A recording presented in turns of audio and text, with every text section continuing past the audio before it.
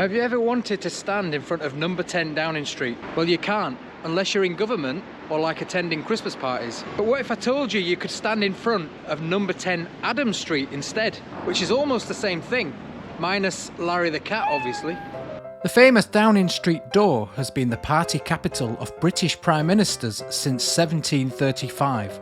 The last occupant before it became a political residence was a man called Mr. Chicken. No, not this guy. It's as recognisable politically as the White House in Washington. The actual number 10 Downing Street is much larger on the inside than it appears from its frontage. It was joined to a more spacious building behind it during the 18th century, so plenty of room for entertaining. The Adam Street property is actually home to a working business, who were all giving me funny looks through the window. It also has a blue plaque on the wall, dedicated to Sir Richard Arkwright, a leading Industrial Revolution inventor and entrepreneur who lived there. Even though this door looks the same, there are some subtle differences between the two. The first notable difference is the fan-designed glass above the door.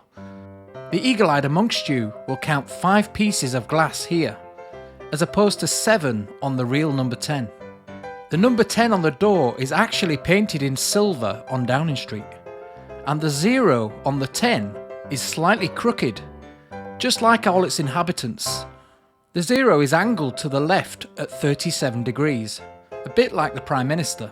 The actual reason is that the letterings on the buildings at that time were mostly based on Roman lettering, and not some shoddy builder who'd had a skinful the night before. The door knocker is a black regal lion, unlike the gold B&Q special on the Adam Street door. Downing Street also doesn't have a lock. There is always somebody stood behind the door, ready to open it when visitors arrive. Imagine explaining that on your CV. What do you do for a living? The Adam Street door doesn't have this luxury, as this poor lady was stood outside for 20 minutes, ruining my shots whilst I waited, and racking up my £12 an hour parking charges. They can view the outside on a monitor, ready to swing the big heavy door open at a moment's notice.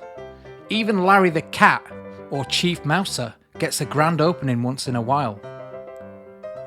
You can see the monitor here on the inside, and also a rare look at the other side of the door, painted white with a polished brass door handle on a backplate.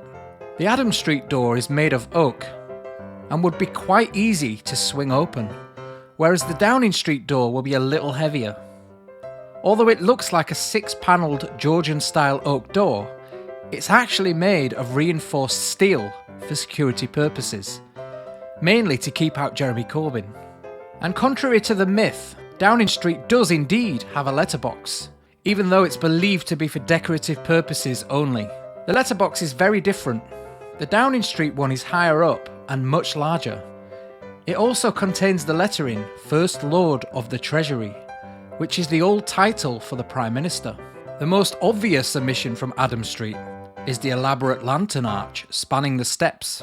It's believed that this was a gas-powered lantern at one point, and unlike my previous gas lamp video, this wasn't powered by toxic gases emanating from the sewers. It was probably hooked up to their cabinet meetings instead.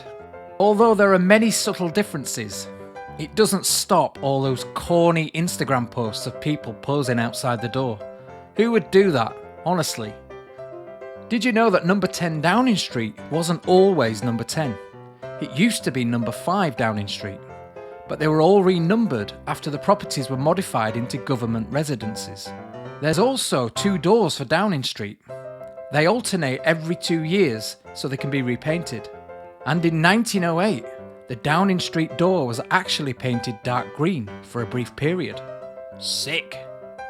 Well, thank you very much for watching. You can check out my other videos here, and I'll see you in the next adventure.